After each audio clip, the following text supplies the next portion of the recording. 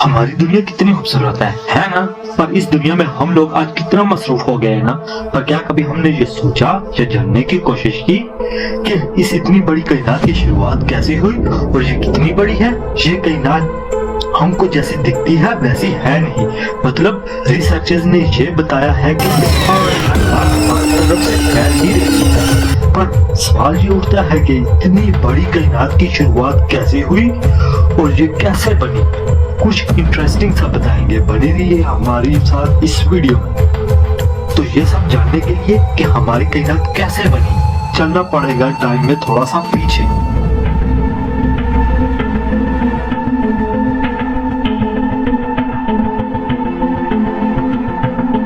बल्कि बहुत ज्यादा पीछे।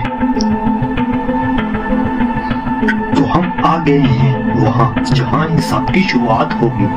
जी हाँ, हम पहुंचे हैं तकरीबन 3.8 अरब साल पहले। तो ये जो आपको अपनी स्क्रीन पर नजर आ रहा है एक बॉल, ये एक बॉल असल में एक एटम से भी छोटा है। जी हाँ, सही सुना, एक एटम से भी छोटा। लेकिन कितनी अजीब बात है ना कि इस एटम से छोटे दिखने वाली बॉल में हमारी पूरी यूनिवर्स बसी है।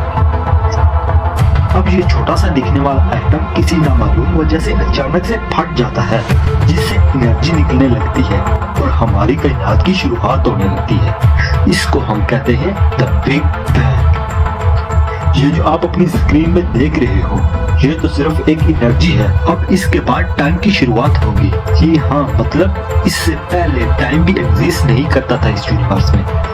अब ये सारी एनर्जी लाखों करोड़ों साल तक फैलती रही और इतने सालों में ये एनर्जी आहिस्ता आहिस्ता ठंडी होने लगी और इसी सारे अमल के चलते अरबों छोटे छोटे सब एटॉमिक पार्टिकल के रूप में, जिसे हम एटम कहते हैं, बनने लगे, जिसमें क्वार्क्स, इलेक्ट्रॉन, प्रोटॉन, न्यूट्रॉन और फोटॉन की पैदाइश यानी फॉर्मेश होने लगी। असल में दो किस्म की चीजें शुरुआत में बनी थी। आधी थी मेटल, यानी जिससे ये सारी कायनात और इसमें मौजूद जो कुछ भी है बना, और दूसरी चीज थी एंटी मेटल, जो कि असल में मेटल के अपोजिट थी। क्योंकि ये दोनों एक दूसरे के मुखालिफ थे, इसलिए ये दोनों आपस में मिलते तो ये एक दूसरे को ही खत्म कर देते थे। लेकिन मेटल की तादाद एंटी मेटल से कुछ ज्यादा थी, इसलिए सब कुछ खत्म होने के बाद एक मेटल का गोला अब भी बचा हुआ था। अब इस कायनात में कुछ नहीं था जो इस मेटल के एक ही बचे गोले को खत्म कर सके। इसलिए वक्त के चलते इस मेटल के गोले का जोरदार धमाका हो गया और ये हमारी कायनात के लिए भी लकी साबित हुआ, क्योंकि इस धमाके से कायनात के अंदर की चीजें बनना शुरू होने लगी। मतलब बिग बैंग से सिर्फ एक खाली कायनात जिसमें एनर्जी के सिवा कुछ न था बनी, और इसी गोले के चलते इस कायनात की अंदर की चीजें बनना शुरू हो गई। लेकिन ये प्लैनेट्स और गैलेक्सीज एकदम से ही नहीं बने, बल्कि इस ब्लास्ट से हमारी कायनात में हर जगह डस्ट यानी गर्द गुबार फैल गया था।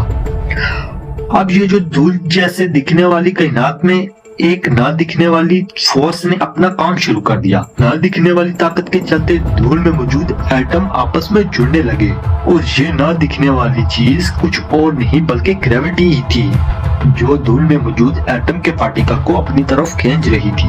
अब शुरुआत में जहाँ जहाँ भी हाइड्रोजन के एटम मौजूद थे, वहाँ ग्रेविटी इन पार्टिकल को कंप्रेस करने लगी। जिस जगह ये कंप्रेस हो रहे थे उस जगह का दर्जा हरारत लाखों सेंटीग्रेड तक बढ़ने लगा।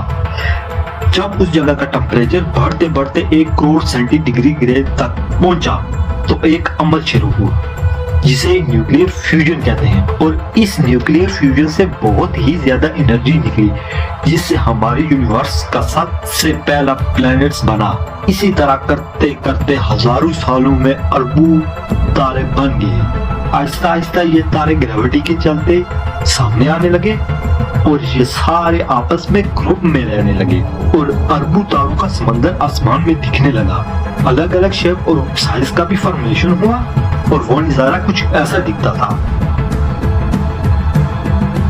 और इन्हें ही तो गैलेक्सीज कहते हैं।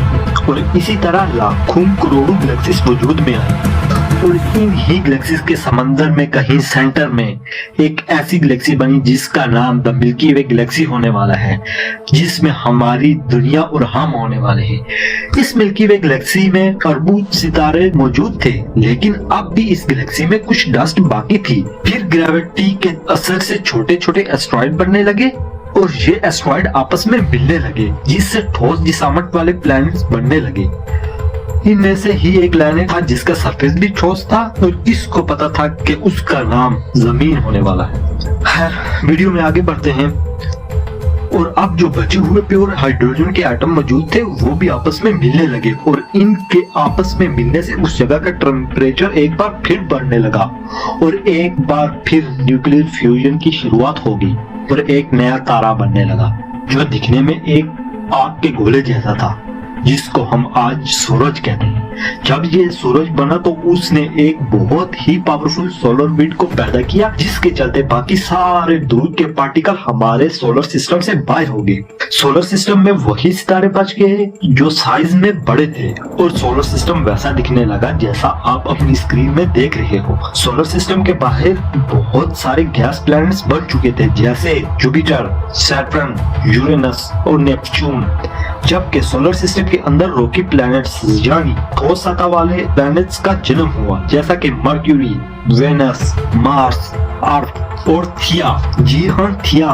मार्स से जो प्लैनेट्स 4 गुना बड़ा हुआ करता था और जो गलती से हमारे छोटे से चांद जितनी अर्थ से टकराया, टकराव इतना ज्यादा था कि थिया और अर्थ वैसे तो पूरी तरह फ्यूज होकर एक बड़ा प्लैनेट जिसे हम अर्थ कहते हैं बना। और ये वही अर्थ है जिसके इतने बड़े सतह पर से किसी एक जगह बैठकर आप हमारी वीडियो देख रहे हो। पर थिया और छोटे अर्थ के कोलिजन से एक छोटा सा टुकड़ा बाहर आसमान की तरफ उड़ गया। और जानते हो आज के दौर में वो छोटा सा टुकड़ा क्या है?